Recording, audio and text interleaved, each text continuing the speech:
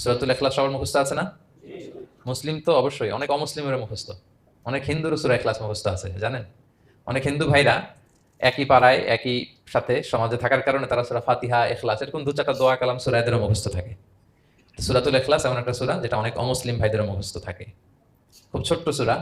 স্রষ্টার পরিচয় যে এত সহজ ভাষায় মাত্র 4টি বাক্যে দিয়ে দেয়া যায়, তার জলজন্ত প্রমাণ হচ্ছে এই সূরাতুল ইখলাস। মাত্র 4টি আয়াত। কয়টি?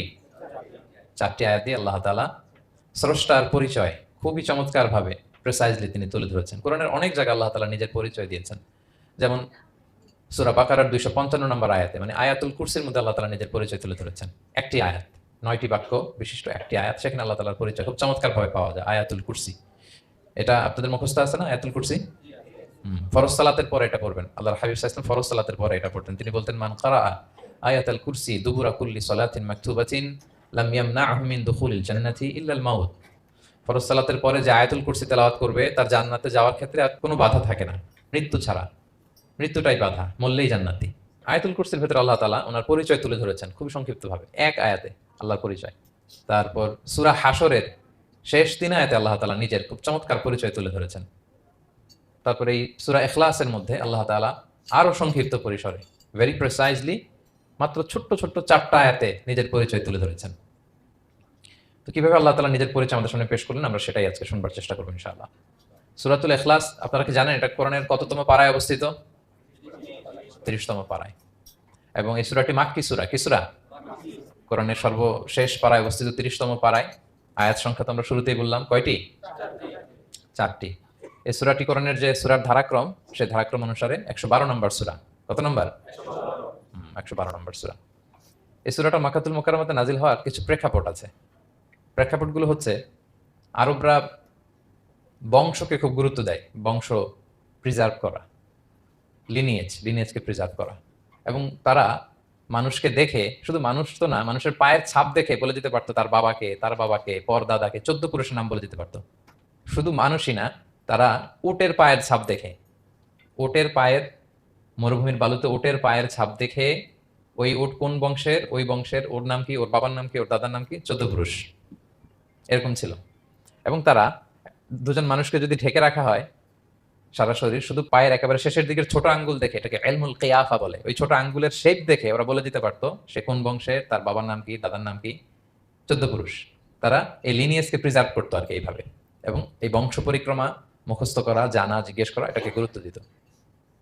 তো তারা আল্লাহকেও আমাদের মতো এরকম একজন সত্তা ভেবে আল্লাহ হাবিব সাল্লাল্লাহু আলাইহি ওয়াসাল্লামকে জিজ্ঞেস করতেছে যে, ইদান খালাকাল্লাহু কুল্লা শাই ফামান খালাকাল্লাহ। মোহাম্মদ, তুমি তো বলো যে আল্লাহ নাকি সব সৃষ্টি করেছে, তো আল্লাহকে কে সৃষ্টি করেছে? অথবা বলো যে আল্লাহর বাবাকে, আল্লাহর দাদাকে, আল্লাহর পরদাদাকে, আল্লাহর বংশটা বলো।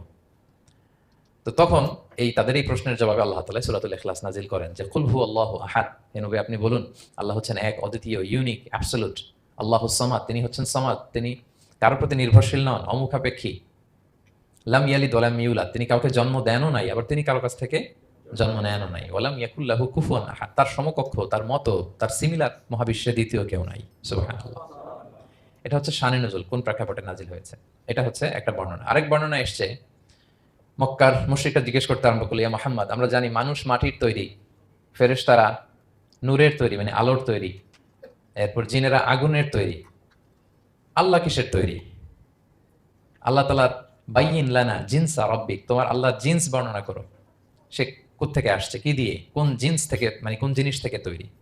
তখন আল্লাহ তাআলা এই সূরাটা নাজিল করলেন, কুল হুয়াল্লাহু আহাদ আল্লাহুস সামাদ লাম ইয়ালিদ ওয়া লাম ইউলাদ ওয়া লাম ইয়াকুল লাহু কুফুয়ান আহাদ। এইভাবে অনেকগুলো বর্ণনা পাওয়া যায় যে এরকম এরকম প্রেক্ষাপটে যখন রাসূল সাল্লাল্লাহু আলাইহি ওয়াসাল্লামকে তারা এই সমস্ত প্রশ্ন জিজ্ঞেস করে, তখন তাদের প্রশ্নের জবাব স্বরূপ আল্লাহ তাআলা 4 আয়াত বিশিষ্ট এই সূরাটি নাজিল করেন। তাহলে সূরার কোন প্রেক্ষাপটে, কোন সিচুয়েশনে সূরাটা নাজিল হলো, এটা সবার কাছে ক্লিয়ার না এখন? এই সূরার কিছু ফজিলত পাওয়া যায়। আপনারা তো সূরার নাম শুনেছেন সূরাতুল ইখলাস। ইখলাস শব্দের অর্থ হচ্ছে সিনসিয়ারিটি, আন্তরিকতা বা একনিষ্ঠতা। যেহেতু এই সূরায় একনিষ্ঠতার সাথে আল্লাহ তাওহীদের ঘোষণা দেওয়া হয়, এজন্য এই সূরার নাম হচ্ছে সূরাতুল ইখলাস। আবার এই সূরাকে সূরাতুত তাওহীদও বলে, যেহেতু আল্লাহর একত্ববাদের ঘোষণা এই সূরায় দেওয়া হচ্ছে, ওয়াননেস অফ গড। আবার এই সূরার একটা নাম হচ্ছে সূরাতুল মারিফা, যেহেতু এই সূরা মারিফা মানে জানা বা চেনা, যেহেতু এই সূরা পড়ার মধ্য দিয়ে আল্লাহর পরিচয় জানা যায়, আল্লাহকে চেনা যায়, এজন্য সূরার নাম সূরাতুল মারিফা। আচ্ছা, এই সূরার অনেক ফজিলত আছে, অনেক ফজিলত। আমরা কয়েকটা ফজিলত আপনাদের সামনে শেয়ার করব ইনশাআল্লাহ। এই সূরার 1 নম্বর ফজিলত হচ্ছে রাসূল সাল্লাল্লাহু আলাইহি ওয়াসাল্লাম বিভিন্ন সুন্নত নামাজের দ্বিতীয় রাকাতে এই সূরাটা পড়তেন। যেমন ফজরের 2 রাকাত সুন্নত আছে না, ফজরের 2 রাকাত সুন্নতের দ্বিতীয় রাকাতে রাসূল সাল্লাল্লাহু আলাইহি ওয়াসাল্লাম এটা পড়তেন। প্রথম রাকাতে সূরা কাফিরুন, দ্বিতীয় রাকাতে সূরা ইখলাস এটা পড়তেন। মাগরিবের নামাজের যে সুন্নাত, সেই সুন্নাতের দ্বিতীয় রাকাতে আল্লাহর হাবিব সাল্লাল্লাহু আলাইহি ওয়াসাল্লাম এই সূরাটা পড়তেন। তাওয়াফ করার পরে 2 রাকাত নামাজ পড়তে হয়, জানেন? ওই 2 রাকাত নামাজে রাসূল সাল্লাল্লাহু আলাইহি ওয়াসাল্লাম প্রথম রাকাতে সূরাতুল কাফিরুন, দ্বিতীয় রাকাতে সূরাতুল ইখলাস পড়তেন। বিতিরের সালাতের শেষ রাকাতে আল্লাহর হাবিব সাল্লাল্লাহু আলাইহি ওয়াসাল্লাম সূরাতুল ইখলাস পড়তেন। এই মর্মে অনেকগুলো হাসান হাদিস আছে। তাহলে কখন কখন সূরাতুল ইখলাস পড়তেন রাসূল সাল্লাল্লাহু আলাইহি ওয়াসাল্লাম কোন নামাজে? ক্লিয়ার না? ফজরের 2 রাকাত সুন্নত নামাজের শেষের রাকাতে, মাগরিবের 2 রাকাত সুন্নত নামাজের শেষের রাকাতে, তাওয়াফের পরে যে 2 রাকাত পড়তে হয় শেষের রাকাতে, বিতিরের সালাতের শেষ রাকাতে। এই সূরাটাকে আল্লাহর হাবিব সাল্লাল্লাহু আলাইহি ওয়াসাল্লাম সুলুসুল কোরআন বলেছেন, 1/3 অফ দ্য কিতাব। কোরআনের 3 ভাগের 1 ভাগ। সূরাতুল ইখলাস তা'দিলু সুলুসাল কোরআন। সূরা ইখলাস হচ্ছে কোরআনের 3 ভাগের 1 ভাগ। তার মানে আপনি যদি একবার সূরা ইখলাস পড়েন, কয় পারা তেলাওয়াতের সওয়াব? 2 বার পড়লে, 3 বার পড়লে, 3 বার পড়লে 1 খতম কোরআনের সওয়াব। আলহামদুলিল্লাহ। কেউ কেউ বলেন যেহেতু আল্লাহর একত্ববাদের কথাবার্তা কোরআনে 1/3 মানে 1/3 জুড়ে আছে, সেহেতু সূরাতুল ইখলাস সুলুসুল কোরআন মানে হচ্ছে যে কোরআনের 3 ভাগের 1 ভাগে আল্লাহ যা নিয়ে কথা বলেছে সূরাতুল ইখলাসের ভিতরেই সেটা সংক্ষেপে চলে আসছে। এজন্য এটাকে বলা হয় 1/3 অফ দ্য বুক, কোরআনের 3 ভাগের 1 ভাগ। এটার আরেকটা, এই হাদিসটা মুতাওয়াতির হাদিস। সূরাতুল ইখলাস তা'দিলু সুলুসাল কোরআন, এটা এমন সংখ্যক, বেশি সংখ্যক সাহাবী প্রতিটি জেনারেশনে বর্ণনা করেছে, সাহাবী, তাবি। এই হাদিসের ব্যাপারে কোনো ডাউট তৈরি হয় না, কোনো সাসপিশন তৈরি হয় না, খুবই ভ্যালিড এই হাদিসটা, যেটা কোরআনের 3 ভাগের 1 ভাগ। আচ্ছা, আল্লাহর হাবিব সাল্লাল্লাহু আলাইহি ওয়াসাল্লাম আরেকটা হাদিসে এসেছে, এক সাহাবীকে কোবা পল্লীতে ইমাম করে পাঠিয়েছেন। মদিনা মসজিদে নববীর পাশে একটা মসজিদ আছে, মসজিদে কোবা, সেই মসজিদের ইমাম করে এক সাহাবীকে পাঠিয়েছেন। ওই সাহাবীর একটা অভ্যাস ছিল, উনি প্রত্যেক রাকাতে সূরা ফাতিহার পরেই আগে সূরা ইখলাস পড়তেন। ধরেন প্রথম রাকাতে সূরা ফাতিহার পরে ইখলাস, এরপর একটা সূরা পড়তেন। দ্বিতীয় রাকাতে সূরা ফাতিহার পরে আবার সূরা ইখলাস, এরপর একটা সূরা পড়তেন। ধরেন যে জুমার নামাজ 2 রাকাত, উনি ফাতিহার পরে প্রথমে কোন সূরাটা পড়ে নিতেন, এরপরে অন্য যে কোনো একটা সূরা। দ্বিতীয় রাকাতে সূরা ফাতিহার পরে কোন সূরাটা প্রথমে পড়ে নিতেন? ইখলাসের। এটাই ওনার স্বভাব। প্রত্যেক নামাজে যদি কোনো ইমাম সাহেব শুধু সূরা ইখলাস পড়ে, একটু খারাপ লাগবে না আমাদের? ওনার মুসল্লিদেরও তাই লেগেছে। ওনারা জিজ্ঞেস করলেন, তুমি এটা কেন করো? এরকম না করে স্বাভাবিকভাবে পড়ো। তো উনি বললেন, না, আমি এইভাবেই পড়বো, আমি যেভাবে পড়তেছি এইভাবেই পড়বো, পড়লে পড়ো, নাহলে তোমাদের হিসাব তোমাদের। তো তারা যে রাসূল সাল্লাল্লাহু আলাইহি ওয়াসাল্লামের কাছে বিচার দিল যে, রাসূলুল্লাহ দেখেন, একজন ইমাম আপনি আমাদের জন্য নির্ধারণ করেছেন, উনি প্রত্যেক রাকাতে সূরা ইখলাস পড়ে, ইন এভরি সিঙ্গেল রাকাত সূরা ইখলাস পড়ে। তো রাসূল সাল্লাল্লাহু আলাইহি ওয়াসাল্লাম তাকে ডাকলেন, ডেকে বললেন, ঘটনা কি? তুমি নাকি এরকম করো, প্রত্যেক রাকাতে ফাতিহার পরে আগে ইখলাস দিয়ে শুরু করো, কেন কেন করো? সে বলতেছে, ইয়া রাসূলুল্লাহ, হ্যাঁ আমি আসলে এমনটা করি, কারণ আমি এই সূরাটাকে বড্ড ভালোবাসি। কারণ ফিহি সিফাতুর রহমান, এই সূরার ভেতরে আল্লাহর পরিচয় মেলে, আল্লাহর পরিচয় পাওয়া যায়, যেন সূরাটাকে আমি বড্ড ভালোবাসি। রাসূল সাল্লাল্লাহু আলাইহি ওয়াসাল্লাম বললেন, ঠিক আছে, তোমার অভ্যাসের পরিবর্তন করার দরকার নাই, হুব্বুকা ইয়াহা ইউদখিলুকাল জান্নাহ, এই সূরার প্রতি তোমার এই ভালোবাসাই তোমাকে জান্নাতে প্রবেশ করাবে। আরেক বর্ণনায় এসেছে, তুমি যেমনি আল্লাহর পরিচয় থাকার কারণে সূরাটাকে ভালোবাসো, আল্লাহ জানিয়েছেন যেন তোমাকে জানাই আল্লাহও তোমাকে ভালোবাসে। ফিহি সিফাতুর রহমান, এই সূরার ভেতরে রহমানের পরিচয় পাওয়া যায়, আল্লাহ সুবহানাহু ওয়া তাআলার পরিচয় পাওয়া যায়। তো এই জন্য উনি প্রত্যেক রাকাতে সূরা ইখলাস পড়তেন। আরেকটা হাসান পর্যায়ের হাদিসে পাওয়া যায়, 9ম হিজরিতে আল্লাহর হাবিব সাল্লাল্লাহু আলাইহি ওয়াসাল্লাম তাবুক যুদ্ধে অংশগ্রহণ করেছিলেন। আপনারা তাবুক যুদ্ধের নাম শুনেছেন? হ্যাঁ, নিশ্চয়ই শুনেছেন, যারা ইসলামের ইতিহাস, রাসূল সাল্লাল্লাহু আলাইহি ওয়াসাল্লামের বায়োগ্রাফি নিয়ে পড়াশোনা করেছেন। তাবুক হচ্ছে অনেক দূরে, মদিনা থেকে, খুব কষ্টের সফর ছিল। তখন খেজুর পেকে সবার ঘরে পাকা খেজুর উঠাতে হবে, আবার প্রচন্ড গরম, আবার সফরের দূরত্ব অনেক বেশি। এই সফরে মূলত কোনো যুদ্ধ সংগঠিত হয়। তাবুক যুদ্ধে কোনো যুদ্ধ হয় নাই, কয়েক সপ্তাহ লাগছে যেতে, কয়েক সপ্তাহ ফিরতে, এতটুকুই। জাস্ট কে পাক্কা ইমানদার আর কারা মুনাফিক, হিপোক্রিট, এটাকে ক্লিয়ার করার জন্য আল্লাহ তাআলা এই যুদ্ধের আহ্বান জানিয়েছেন যে যাও, অ্যাটাক করো, তাবুকে যাও। বিশাল বাহিনী, প্রায় বিশাল একটা বাহিনী যে তাবুকে চলে গেল। রাসূল সাল্লাল্লাহু আলাইহি ওয়াসাল্লাম যখন তাবুক যুদ্ধে ছিলেন, এই অভিযানে ছিলেন, তখন মদিনায় এক সাহাবী ইন্তেকাল করেন, নাম হচ্ছে মুআবিয়া ইবনে মুআবিয়া আল মুজহানি। তো উনি ইন্তেকাল যখন করলেন, রাসূল সাল্লাল্লাহু আলাইহি ওয়াসাল্লাম তো এত দূর থেকে এটা জানতেন না। জিবরাইল ইসলাম এসে বললেন, ইয়া রাসূলুল্লাহ, মদিনাতে আপনার সাহাবী মুআবিয়া ইন্তেকাল করেছে। মুআবিয়া ইবনে আবি সুফিয়ান একজন সাহাবী আছে, উনি নয়, মুআবিয়া ইবনে মুআবিয়া আল মুজহানি। তখন বললেন, ইয়া রাসূলুল্লাহ, আপনি এই 30,000 সাহাবী নিয়ে এখানেই মরুভূমির মধ্যেই তার গায়েবানা জানাজা পড়েন, আমরাও আছি আপনার সাথে, আমরাও শরীক হব। রাসূল সাল্লাল্লাহু আলাইহি ওয়াসাল্লাম এত দূরে তাবুক থেকেই মুআবিয়া ইবনে মুআবিয়া আল মুজহানি রাদিয়াল্লাহু তাআলা আনহুর গায়েবানা জানাজায় শরীক হলেন। এই গায়েবানা জানাজায় সাহাবাদের সাথে ফেরেশতারাও শরীক হয়েছিলেন, 2 কাতারে, পেছনে 2 কাতার, প্রতি কাতারে 70,000 ফেরেশতা। জানাজা শেষে, দোয়া শেষে আল্লাহর হাবিব সাল্লাল্লাহু আলাইহি ওয়াসাল্লাম বললেন যে, জিবরিল, ঘটনা কি? মুয়াবিয়ার এত স্ট্যাটাস, এত মর্যাদা, কি কারণে তুমি 2 কাতারে 70,000 হলে 1,40,000 বিশাল ফেরেশতাদের বহন নিয়ে তুমি জানাজায় জয়েন করলে? কারণ কি? কি তার মর্তবা? তো জিবরাইল ইসলাম বললেন, ইয়া রাসূলুল্লাহ, আপনার সাহাবী মুয়াবিয়ার বৈশিষ্ট্য ছিল তিনি কাইমান আও কাঈদান, দাঁড়িয়ে অথবা বসে, মাশিয়ান আও রাকিবান, আরোহণ অবস্থায় অথবা চলন্ত অবস্থায়, উঠতে বসতে চলতে ফিরতে সবসময় সে পড়তে থাকতো কুল হুয়াল্লাহু আহাদ আল্লাহুস সামাদ লাম ইয়ালিদ ওয়া লাম ইউলাদ ওয়া লাম ইয়াকুল লাহু কুফুয়ান আহাদ। এই সূরাটা ছিল তার ডেইলি ওজিফা, সবসময় উঠতে বসতে চলতে ফিরতে কোন সূরা পড়তো? সূরা ইখলাস পড়তো। এজন্য আল্লাহ তাআলার আদেশে আমরা 1,40,000 ফেরেশতা নিয়ে তার জানাজায় শরীক হয়েছি। সুবহানাল্লাহি ওয়া বিহামদিহি। তাহলে বুঝতে পারতেছেন এই সূরার মর্তবা কতটা পছন্দনীয় সূরা আল্লাহর কাছে। যদিও ছোট, আয়াত কয়টা? কিন্তু আল্লাহর কাছে এটার ফজিলত অনেক বেশি। প্রিয় ভাইরা, শুধু এখানেই শেষ নয়। আল্লাহর হাবিব সাল্লাল্লাহু আলাইহি ওয়াসাল্লাম সকালে, সন্ধ্যায়, ফজরের পরে, মাগরিবের পরে এবং বিছানায় ঘুমোতে যাওয়ার আগে তিনি সূরাতুল ইখলাস, সূরা ফালাক, সূরা নাস পড়ে হাতের মধ্যে ফু দিতেন, দুই হাত একসাথে মিলিয়ে এরকম ফু দিয়ে মাথা থেকে বডিতে যতটুকু সম্ভব তিনি মাসে করতেন। 3টা সূরাই শুরু হয়েছে কুল দিয়ে, এজন্য 3 সূরাকে একসাথে বলে কুল আস-সালাসা, মানে 3 কুল। এই 3 কুল তিনি ফজরের পর, মাগরিবের পর আর বিছানায় ঘুমোতে যাওয়ার আগে পরে হাতে ফু দিয়ে সারা গায়ে মেসেজ করতেন। আপনারা করেন? হ্যাঁ, অভ্যাসটা, ওজিফাটা আছে তো আপনাদের, না? করবেন এটা special protection, you will get a special protection from Allah সুবহানাহু ওয়া তাআলা। অনেকে দেখবেন ব্ল্যাক ম্যাজিক করে। ব্ল্যাক ম্যাজিক কিন্তু সত্য। ম্যাজিক করে, সেহের করে আপনাকে দুর্বল করে ফেলবে। স্বয়ং আল্লাহর হাবিব সাল্লাল্লাহু আলাইহি ওয়াসাল্লামকে সেহের করা হয়েছিল। উনি কয়েক মাস স্ত্রীদের সাথে ফিজিক্যাল ইন্টিমেসিতে যেতে পারতেন না, এত দুর্বল হয়ে গেছিলেন। লাবিদ ইবনুল আসাম নামে এক ইহুদি মিত্র, সে জাদু করেছিল রাসূল সাল্লাল্লাহু আলাইহি ওয়াসাল্লামকে। ওনার মাথার চুল, চিরুনির ভেতর 11টা গিট দিয়ে সেই ব্ল্যাক ম্যাজিক করেছে। নবী সাল্লাল্লাহু আলাইহি ওয়াসাল্লাম কয়েক মাস অসুস্থ ছিলেন। পরে সূরা ফালাক নাস যখন নাজিল হয় তখন আল্লাহ তাআলা রাসূল সাল্লাল্লাহু আলাইহি ওয়াসাল্লামকে সুস্থ করে দিলেন। সাহাবীদেরকে নিয়ে কুয়ার নিচ থেকে, চিরুনি থেকে এই গিটগুলো খুলে খুলে রাসূল সাল্লাল্লাহু আলাইহি ওয়াসাল্লাম 11টা আয়াত তেলাওয়াত করলেন। রাসূল সাল্লাল্লাহু আলাইহি ওয়াসাল্লামকে সুস্থ করে দিল কে? আল্লাহ সুবহানাহু ওয়া তাআলা শিফা নসিব করলেন। তার মানে ব্ল্যাক ম্যাজিক সত্য, সিহির করে মানুষ। আপনার সফলতা, আপনার সাকসেস, এটা সবার ভালো লাগবে না, মনে রাখবেন। সবাই এটা পছন্দ করে না। হ্যাঁ, আল আইনু হক, নজর কিন্তু সত্য। নজর সত্য, নজরের প্রভাব আছে, চোখের প্রভাব আছে। এজন্য কারো ভালো কিছু দেখলে মাশা আল্লাহ বলবেন, আল্লাহর দিকে ফিরিয়ে দিবেন ওটার কল্যাণ। কি বলবেন? হ্যাঁ, একটা সুন্দর ফুটফুটে বাচ্চা দেখলে মাশা আল্লাহ। কারো সফলতা দেখলে, কারো ফার্মে গেলেন, বাগানে যেয়ে দেখলেন ফল মূল ভর্তি, কি বলবেন? মাশা আল্লাহ। বিসমিল্লাহ মাশা আল্লাহ বললে এটা তার ক্ষতি হয় না। অনেকে বলে যে বাবা মা মাশা আল্লাহ বলা লাগে না, বাবা মা আর নাকি মামা, এই 3জন নাকি মাশা আল্লাহ না বলে কিছু, এটা ভুল কথা। বাবা মারা বলতে হয়। বাবাও তার ছেলের কোনো সাকসেস, ভালো কিছু দেখলে কি বলবে? মাশা আল্লাহ, তাবারাকাল্লাহ, অথবা বিসমিল্লাহ মাশা আল্লাহ, এটা আপনারা বলবেন। নজরের প্রভাব আছে। আপনি সিম্পলি দেখেন, এই যে আমি আপনাদের দিকে তাকিয়ে তাকিয়ে কথা বলছি, আমি যদি অনেকক্ষণ স্টেয়ারিং করি, কারো দিকে ভেবে তাকিয়ে থাকি, সে ভালো ফিল করবে? কেন, আমি কি তার মারছি, ধরছি, স্পর্শ করছি? কিছুই তো করলাম, শুধু আমি তার দিকে তাকিয়ে আছি। তার মানে এতেই সে অস্বস্তি ফিল করতেছে। ধরেন যে আপনি কোনো একটা প্রোগ্রামে বসে আছেন, আপনার পাশে যে বসে, আপনি তার দিকে এরকম 10 মিনিট তাকায় আছেন, কোনো কথা ছাড়া শুধু তাকিয়েই রইলেন, তার কি ভালো লাগবে বলেন? সে কি কমফোর্টেবল ফিল করবে? সে ভয় পাবে, সে ভয় পাবে, অস্বস্তি ফিল। আপনি কিছুই করেন নাই, না তাকে টাচ করেছেন, না ধরেছেন, ছুঁয়েছেন, কিন্তু শুধু তাকিয়ে আছেন।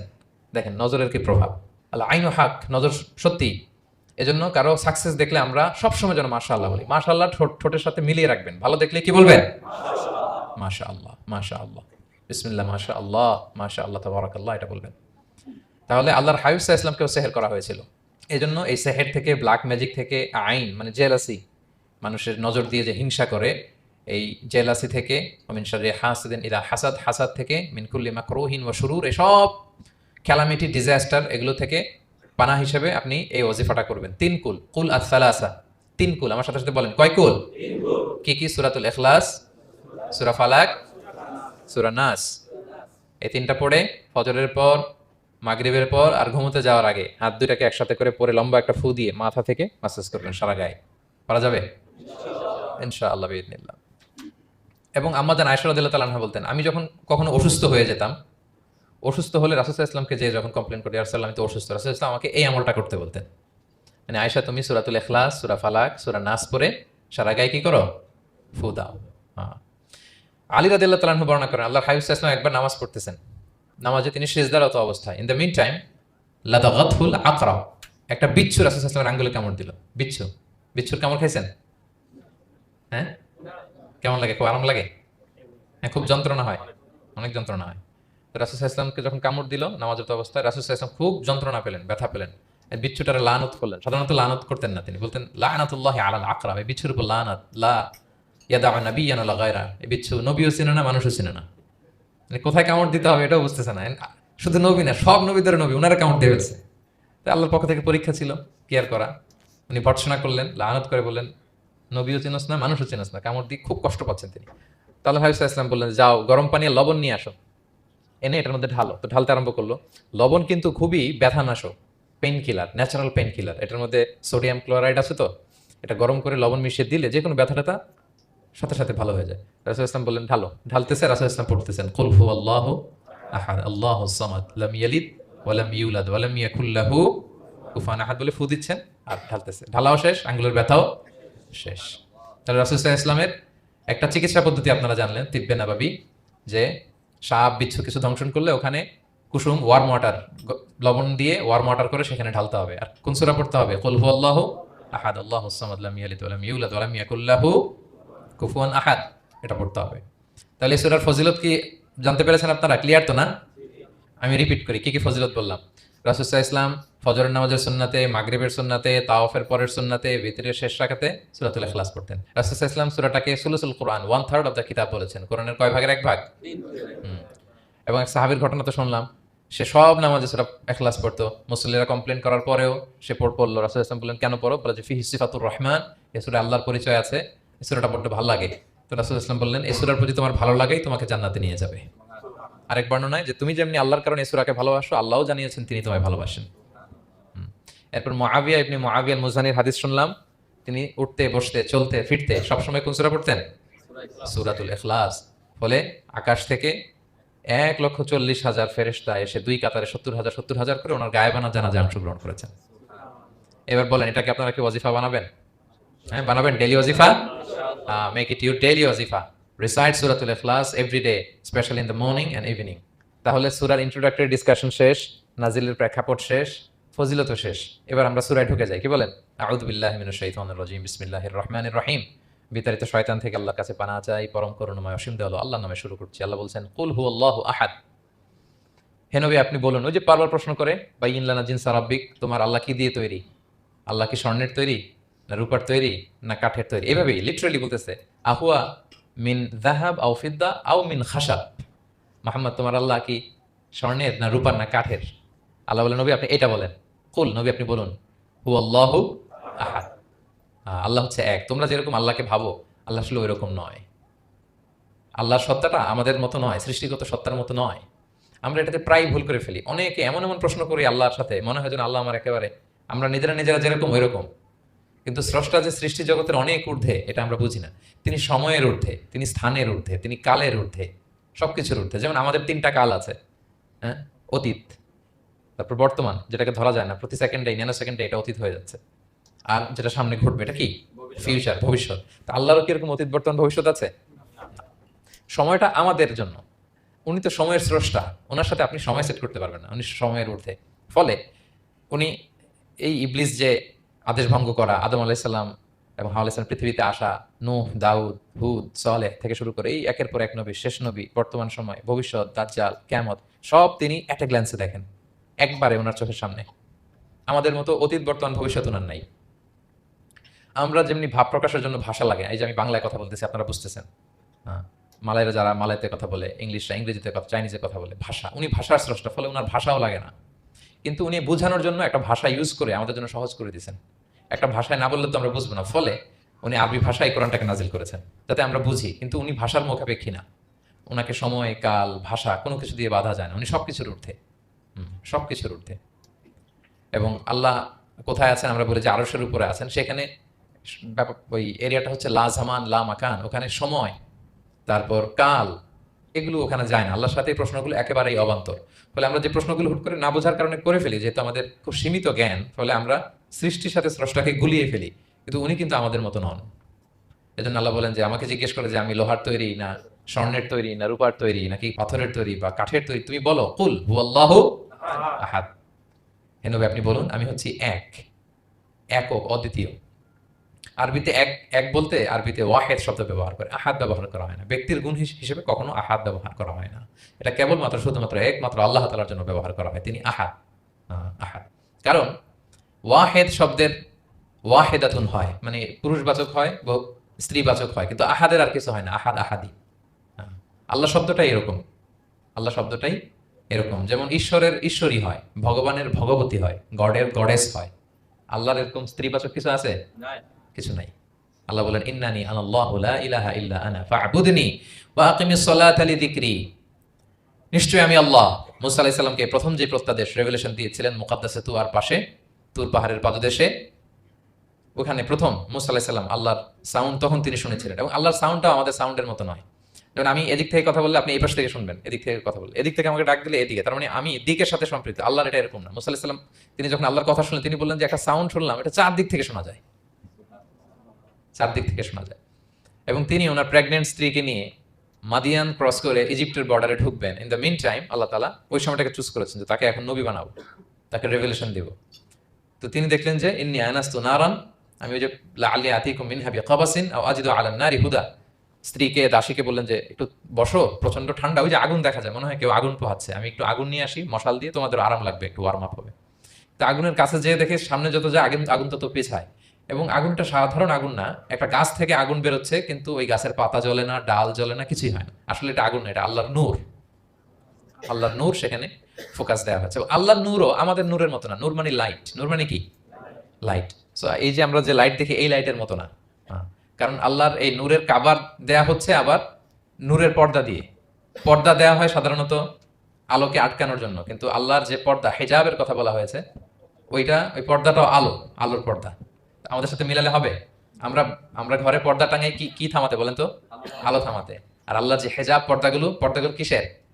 আলোর, নূরের। সো কশ্চিন কালেও আপনি সৃষ্টির সাথে স্রষ্টাকে মিলাবেন না। আমরা ভুল করে অনেক সময় এরকম অবান্তর প্রশ্নগুলো করি। তো আল্লাহ তখন মুসা আলাইহিস সালামকে প্রত্যাদেশ করলেন যে ইন্নানি আনাল্লাহ লা ইলাহা ইল্লা আনা ফা'বুদনি, আমি আল্লাহ। আমি কি? আল্লাহ। এই আল্লাহ নামটা আল্লাহ নিজেই রেখেছেন। আমাদের নাম রাখে আমাদের বাবা দাদা, আল্লাহর তো বাবা দাদা কেউ নাই। আল্লাহর নাম কে রেখেছে? আল্লাহ নিজেই রেখেছেন। ফা'বুদনি, আমার ইবাদত করো, ওয়া আকিমিস সালাতা লিযিকরি। তাহলে এখানে প্রথম আয়াতেই শিরকের উপর কুঠারাঘাত করা হয়েছে, শিরকি আকীদাকে লন্ডভন্ড করে দেওয়া হয়েছে এবং বোঝানো হয়েছে আল্লাহ হচ্ছেন এক, অদ্বিতীয়, একক। কারণ আমরা যত ইবাদত করি এর মধ্যে যদি শিরকের স্পর্শ থাকে, আমাদের ইবাদত ভ্যানিশ হয়ে যাবে, এটার কোনো দাম নাই। লা ইন আশরাকতা লা ইয়াহবাতান্না আমালুক ওয়া লা তাকুনান্না মিনাল খাসিরিন। আল্লাহ বলেন যদি শিরক করো তাহলে তোমার সব আমল বাতিল হয়ে যাবে, তোমার রোজা, নামাজ, হজ, যাকাত, জিকির কিছু থাকবে না। এজন্য শিরক যাতে কখনো আমাদের না হয়, শিরকের সাথে যেন আমাদের সম্পর্ক না থাকে। ইন্নাল্লাহা লা ইয়াগফিরু আন ইউশরাকা বিহি ওয়া ইয়াগফিরু মা দুনা যালিকা লিমান ইয়াশা। আল্লাহ সব মাফ করে, কিন্তু শিরকের গুনাহ মাফ করেন না। কি মাফ করে না? এজন্য শিরকের সাথে আমাদের কোনো সম্পর্ক নাই। দেখেন আমরা যখন নামাজে দাঁড়াই, আমরা তাকবীরে তাহরিমে বাঁধার পরে কি পড়ি? ওয়াজ্জাহতু ওয়াজহিয়া লিল্লাযী ফাতারাস সামাওয়াতি ওয়াল আরদা হানিফা ওয়া মা আনা মিনাল মুশরিকিন। দেখেন নামাজে দাঁড়ালে আগে ক্লিয়ার করে নিতে হয় যে আল্লাহ ওয়া মা আনা মিনাল। এই যে লক্ষ লক্ষ হাজী সাহেবরা যায় ইজহার রিদা পরে, ওখানে কি পড়ে? লাব্বাইক আল্লাহুম্মা লাব্বাইক লাব্বাইক লা শারীকা লাক। আগে হিসাব ক্লিয়ার যে আল্লাহ শিরকের সাথে ছিটেফোঁটা সম্পর্ক আমাদের নাই। আমরা একনিষ্ঠভাবে তোমার ইবাদত করি। তাহলে সূরাতুল ইখলাস বেসিক্যালি তাওহীদের একনিষ্ঠ ঘোষণার নাম, যেটা প্রথম আয়াতে আল্লাহ তাআলা নবীকে বললেন যে হে নবী আপনি আমার পরিচয় দিয়ে দেন। আপনি বলুন কুল হুয়াল্লাহু আহাদ, আমি এক, একক, অদ্বিতীয়। কুল হুয়াল্লাহ, নবী আপনি বলুন তিনি হচ্ছেন আল্লাহ এবং তিনি হচ্ছেন আহাদ। আল্লাহ নামটার অনেক ভাবে কোরআনে পরিচয় দিয়েছেন। আল্লাহ আলিফ লাম লাম, আলিফ ছাড়া, লিল্লাহ দিয়ে, লাম ছাড়া, লাহু দিয়ে, আপনি যেভাবেই বলবেন সেভাবে আল্লাহর পরিচয় পাওয়া যায়। লিল্লাহি মা ফিস সামাওয়াতি ওয়া মা ফিল আরদ, কোরআনের অনেক আয়াতে এসেছে। লাম বাদ দিয়ে দিলে লাহুল মুলকু ওয়া লাহুল হামদু ওয়া হুয়া আলা কুল্লি শাইইন কাদির। লাম বাদ দিয়ে দিলে হা দিয়ে আল্লাহ পরিচয় দিয়েছেন, হুয়া দিয়ে পরিচয় দিয়েছেন, হুয়াল্লাহুল্লাযী লা ইলাহা ইল্লা হু। তাহলে যেভাবে আপনি পরিচয় খুঁজতে যাবেন সেখানে আল্লাহর পরিচয় পাওয়া যাবে। আল্লাহ তাআলা বলেন হুয়াল আউয়ালু ওয়াল আখিরু ওয়াল যাহিরু ওয়াল বাতিন ওয়া হুয়া বিকুল্লি শাইইন আলিম। তিনি প্রথম, তিনি শেষ, তিনি প্রকাশ্য, তিনি গোপন। তিনি প্রথম মানে কি? তিনি সূচনাহীন অতীত থেকে আছেন। দেখেন আমাদের সাথে মিলে না। আমাদের অতীতের একটা সূচনা থাকে, কি বলেন, আমার জন্মের একটা স্টার্টিং পয়েন্ট আছে না, যে এখান থেকে আমার অস্তিত্ব শুরু, এত সালে আমি, এত সালে আপনি। তার মানে আমাদের একটা স্টার্টিং আছে তো নাকি? আল্লাহ স্টার্টিং কবে থেকে বলেন? কবে থেকে? যে এই সময় থেকে উনি আল্লাহ বলেন। নবডি নোজ, কারণ হুয়াল আউয়াল, এই আউয়াল মানে এমন শুরু, সূচনাহীন শুরু, এমন শুরু যেটার কোনো কি নাই, সূচনা নাই। আবার সীমাহীন ভবিষ্যৎ পর্যন্ত তিনি থাকবেন। কতদিন তার রাজত্ব, ক্ষমতা, সভরেন্টি, পাওয়ার থাকবে? কতদিন বলেন? সীমাহীন। এটার কোনো শেষ নাই। হুয়াল আউয়াল ওয়াল আখির ওয়াল যাহির ওয়াল বাতিন। এবং সবকিছু ধ্বংস হবে তিনি ছাড়া। কুল্লু মান আলাইহা ফান ওয়া ইয়াবকা ওয়াজহু রাব্বিকা যুল জালালি ওয়াল ইকরাম। সব শেষ হবে, উনি অবিনশ্বর, শাশ্বত, চিরঞ্জীব। তাই বলে উনি আমাদের থেকে দূরে নন, খুব কাছে। আমরা ডাকলেই তিনি ডাকে সাড়া দেন। আমাদের সবকিছু তিনি দেখেন, অবজার্ভ করেন, মনিটর করেন। ওয়া নাহনু আকরাবু ইলাইহি মিন হাবলিল ওয়ারিদ। আমাদের এখানে একটা রগ থাকে, এই রগেরও কাছে, তার মানে খুব কাছে, খুব কাছে। আমরা তাকে না দেখলেও তিনি আমাদের দেখেন। লা তুদরিকুহুল আবসার ওয়া হুয়া ইউদরিকুল আবসার ওয়া হুয়াল লাতীফুল খবীর। কোনো চোখ তাকে দেখে না, কোনো দৃষ্টি তাকে আয়ত্ত করতে পারে না, কিন্তু সকল দৃষ্টিকে তিনি আয়ত্তে রাখেন। সুবহানাল্লাহ। এভাবে আল্লাহ তাআলা খুব প্রিসাইজলি 4টা আয়াত দিয়ে নিজের পরিচয় দিয়েছেন। কুল হু আল্লাহু আহাদ। হে নবী আপনি বলুন তিনি আল্লাহ, তিনি অদ্বিতীয়। বাংলারও অনেক সীমাবদ্ধতার ফলে আমাকে এক, একক এগুলো ইউজ করা লাগতেছে, কিন্তু আল্লাহর আহাদ বোঝাতে যে এক, একক, এটা যথেষ্ট না। এটা আমার লিমিটেশন, আমাদের লিমিটেশন, ভাষার লিমিটেশন। কিছু দিয়ে তো আমার অডিয়েন্সকে বা আমাদের বুঝতে হবে দ্য এসেন্স অফ গড। এজন্য আমরা বলি এক, একক, অদ্বিতীয়। অদ্বিতীয়টা খুব অনেকটাই পারফেক্ট। তাহলে তিনি হচ্ছেন আহাদ, এবং এই আহাদের লেসন দেওয়ার জন্য সব নবীরা এসেছে। সব নবীরা একই কথা বলেছেন, আদম আলাইহিস সালাম থেকে শুরু করে বিষ্ণু ইসলাম পর্যন্ত একই কথা বলেছেন যে ইয়া কওমি ইবুদুল্লাহ মা লাকুম মিন ইলাহিন গায়রু আফালা তাআকিলুন। হে আমার জনপদের লোকেরা, কি হলো তোমরা এত কিছুর ইবাদত করো, দাসত্ব করো, তোমরা ইবাদত করবে এক সত্তা, তিনি কে? মা লাকুম মিন ইলাহিন গায়রু, তিনি ছাড়া কোনো ইলাহ তোমাদের নেই। তাহলে এই যে ওয়াননেস অফ গড, স্রষ্টা যে একজন, এই কনসেপ্টটাকে ক্লিয়ার করবার জন্যই এত এত নবীরা পৃথিবীতে হাজির হয়েছেন। তাহলে আল্লাহর চমৎকার একটা নাম জানলাম আমরা, আহাদ। কি নাম? মজার ব্যাপার হচ্ছে এই নাম কোরআনে আর কোথাও নাই। আহাদুন শব্দ যেটা আছে এটা অন্য অর্থে, এক অর্থে আর কি, কিন্তু আল্লাহর আহাদ কোরআনে শুধু এই সূরাতেই এসেছে। আল্লাহর আহাদ নামটা শুধু এই সূরাতেই এসেছে, আহাদ আহাদ। আপনারা বেলাল রাদিয়াল্লাহু তাআলা আনহুর ঘটনা জানেন যে উমাইয়াত ইবনে খালাফ খুব পাষণ্ড মাওলা ছিল ওনার, মনিব। এমন কোনো অত্যাচার নাই যে ঈমান আনার কারণে বেলাল রাদিয়াল্লাহু তাআলা আনহুর উপর করা হয়নি। পিটানো, চাবুক মারা, টানা হেঁচড়া করা, উত্তপ্ত মরুভূমিতে। যারা হজ উমরা করতে গিয়েছেন তারা তো দেখেছেন মরুভূমির বালু, ওখানে কত গরম, চাল ছেড়ে দিলে মুড়ি হয়ে যাবে, খই হয়ে যাবে। ওই উত্তপ্ত গরম বালুতে বেলাল রাদিয়াল্লাহু তাআলা আনহুকে শুইয়ে পেটের উপরে পাথর রেখে দেওয়া হয়েছিল। তখন তিনি আল্লাহর একত্ববাদের ঘোষণা এই শব্দটা দিয়ে করেছেন।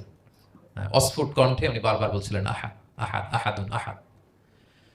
তো আল্লাহ তাআলার এই নামটা, আহাদ নামটা, এই সূরা ছাড়া কোরআনের অন্য কোথাও আসেনি। তাহলে প্রথম আয়াতটা কি? কুল হু আল্লাহু। নবী তারা জিজ্ঞেস করে আমার বংশ কি, বাপদাদা কই, কাঠের না মাটির না লোহার না সোনার? আপনি বলুন কুল হু আল্লাহু, তিনি এক, অদ্বিতীয়। আল্লাহুস সামাদ, তিনি হচ্ছেন সামাদ। আল্লাহর আরেকটা নাম as-সামাদ, আল্লাহুস সামাদ। সামাদ শব্দের অনেকগুলো অর্থ পাওয়া যায়। সামাদের একটা মিনিং হচ্ছে যার উপরে আর কারো কোনো স্ট্যাটাস বা মর্যাদা নাই। আরবিতে বলে মানতাহা ইলাইহি সুগদাদু ওয়া শারাফ। মর্যাদা, স্ট্যাটাস যত শীর্ষে, পিকে যেতে পারে, ওইটার নাম হচ্ছে সামাদ, এর উপরে নাই। সামাদের আরেকটা অর্থ হচ্ছে যে পরনির্ভরশীল নয়, মানে তার কারোর উপর নির্ভর করা লাগে না, সে স্বয়ং সম্পূর্ণ। আচ্ছা, পৃথিবীতে এমন কারো নাম বলেন তো যে কোনো দিন কোনো কিছুতে কোনো কাজে অন্যের মুখাপেক্ষী হওয়া লাগে নাই, সে একা একা আত্মনির্ভরশীল, স্বয়ং সম্পূর্ণ, এরকম একজনের নাম বলেন। আছে? কেউ নাই। কোনো না কোনো ভাবে আপনি পাওয়ারফুল কারো কথা বলবেন, এত আরো নির্ভরশীল। এর রাস্তা দেখায় না দিলে চলতেও পারে না, কোন দিকে যাইতে হবে এটা বলার জন্য 10 জন থাকে। এর ওয়াশরুমে নিয়ে যেতে হয় 10 জনের, এর এই সাপোর্ট, ওই সাপোর্ট, এই প্রোটোকল, অনেক কিছু, এর লোক লাগে আরো বেশি। তার মানে সাহায্য ছাড়া চলতে পারে এমন কোন সত্তা পৃথিবীতে নাই।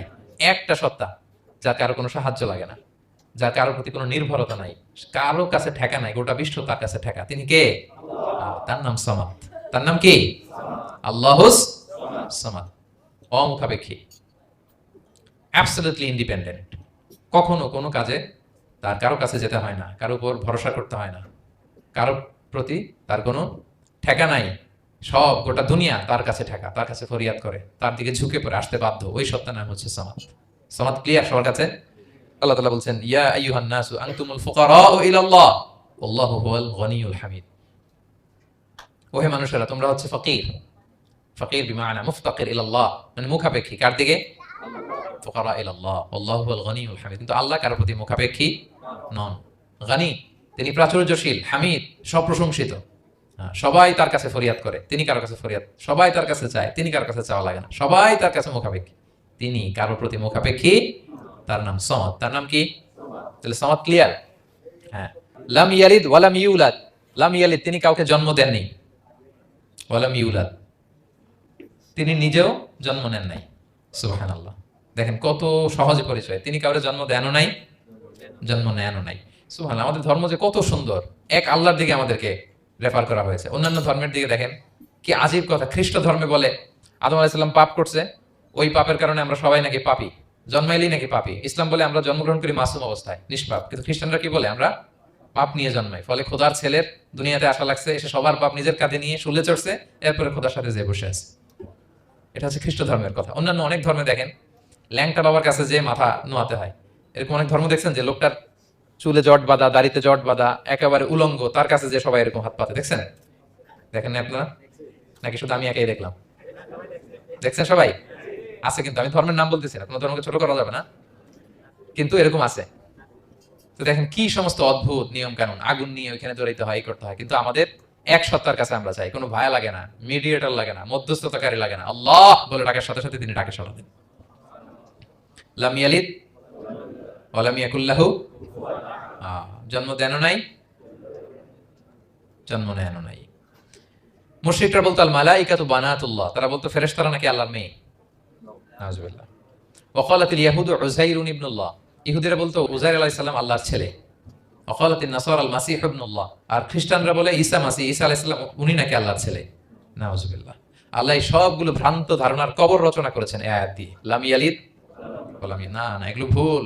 ক্লিয়ার কাট শুনে রাখো, কান খাড়া করে জেনে রাখো, লাম ইয়ালিদ ওয়া লাম ইউলাদ, তিনি কাউকে জন্ম দেনও নাই, তিনি কারো কাছ থেকে জন্ম নেনও নাই। ইমাম আবু বকর আল বাকিল্লানি একজন বড়, অনেক বড় একজন দার্শনিক ছিলেন এবং তর্কবাগীশ ছিলেন, ইরাকের। নাম শুনেছেন কেউ? আবু বকর আল বাকিল্লানি। তো উনি কারোর সাথে তর্ক লাগলে উনি খ্রিস্ট ধর্মের কত লোককে যে শাহাদা পড়াইছেন ওনার এই যৌক্তিক আলোচনা দিয়ে, তর্ক দিয়ে, সুবহানাল্লাহ। এক খ্রিস্টান পাদ্রী ওনারে প্রশ্ন করলো, তোমরা মুসলমানরা খুব রেসিস্ট। উনি বললেন কেন? বলছে তোমরা খ্রিস্টান মেয়ে বিয়ে করতে পারো, ইহুদি মেয়ে বিয়ে করতে পারো, মুসলিম কিন্তু ইহুদি মেয়ে, খ্রিস্টান মেয়ে শর্ত সাপেক্ষে, কিছু শর্ত আছে ওই আলোচনা যাচ্ছে, শর্ত সাপেক্ষে বিয়ে করতে পারে আহলে কিতাব হলে। কিন্তু কোন খ্রিস্টানরা মুসলিম মেয়ে আমাদের মেয়েদেরকে বিয়ে করতে পারবে না, কোন ইহুদি আমাদের মেয়েকে বিয়ে করতে পারবে না। তো বলে তোমরা খুব রেসিস্ট, তোমরা আমাদের মেয়ে নাও, তোমাদের মেয়ে আমাদেরকে দাও না।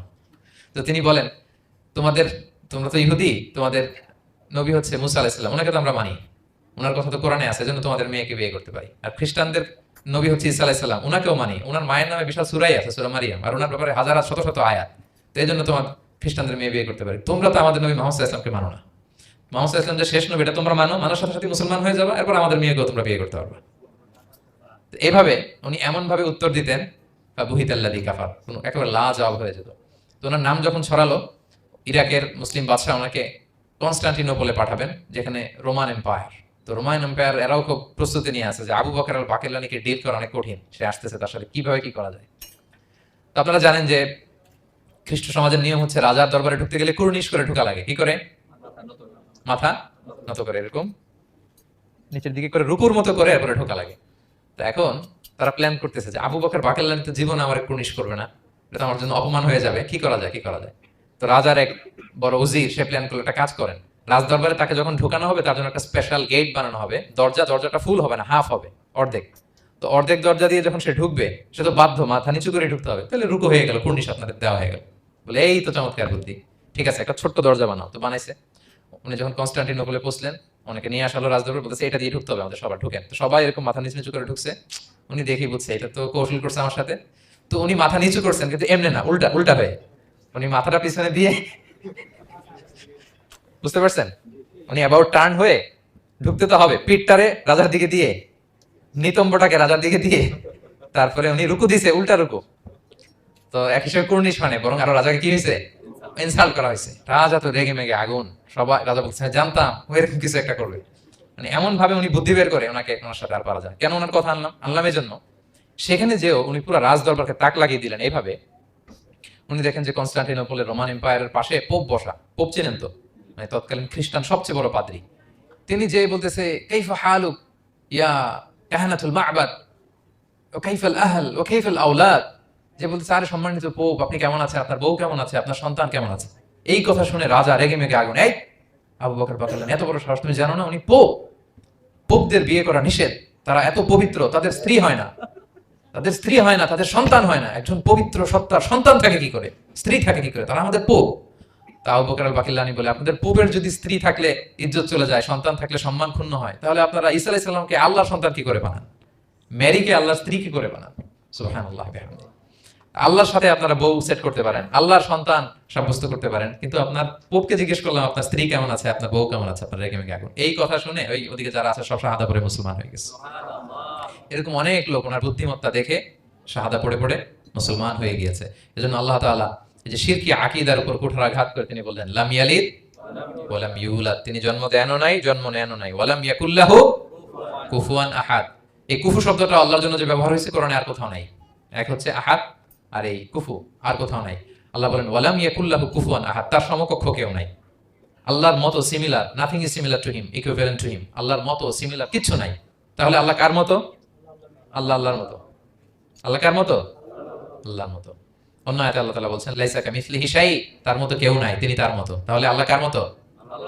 আল্লাহর মতো। ওয়া লাম ইয়াকুল লাহু কুফুয়ান আহাদ, তার মতো কেউ নাই, তিনি তার মতো। তাহলে এই চার আয়াতে আল্লাহর পরিচয় পাইছেন আপনারা? তিনি এক, অদ্বিতীয়, তিনি অমুখাপেক্ষী, কারো কাছে হাত পাততে হয় না, সব হাত পেতে থাকে তার দরবারে। তিনি জন্ম দেনও নাই জন্ম নেনও নাই, তার মতো কেউ নাই। তো তাহলে আল্লাহর মতো কেউ নাই। আল্লাহ কার মতো? আল্লাহর মতো। তাহলে সূরাতুল ইখলাস ক্লিয়ার হয়েছে সবার? আল্লাহ নিজের পরিচয় দিলেন, তিনি এক, অদ্বিতীয়, তার কাছে চাইতে হয়। আমরা ফরিয়াদ করবো কার কাছে? বিপদে আপদে, যে কোনো বিপদে ক্রাইসিসে পড়লেই কি করবেন? কার কাছে শেয়ার করবেন? নাকি ফেসবুকে শেয়ার করবেন? আমরা বিপদে পড়লে কোথায় শেয়ার দিয়ে দিই? প্রথমেই আমাদের শেয়ার দেওয়ার জায়গা কই? কিন্তু আসলে শেয়ার করতে হবে কার কাছে? প্রথমেই আল্লাহর কাছে বলুন। তিনি আপনাকে বিপদ মুক্ত করতে পারেন, তিনি আপনাকে শান্ত করতে পারেন, আপনার অস্থিরতা দূর করতে পারেন, তিনি কেবল আপনাকে সফলতা দিতে পারেন, আর কেউ পারে না। এজন্য ফরিয়াদের হাত যেন আমরা তার দরবারে উঠাই। আল্লাহ তাআলা আমাদের সবাইকে কথাগুলো বোঝার আমল করার তৌফিক দান করুক।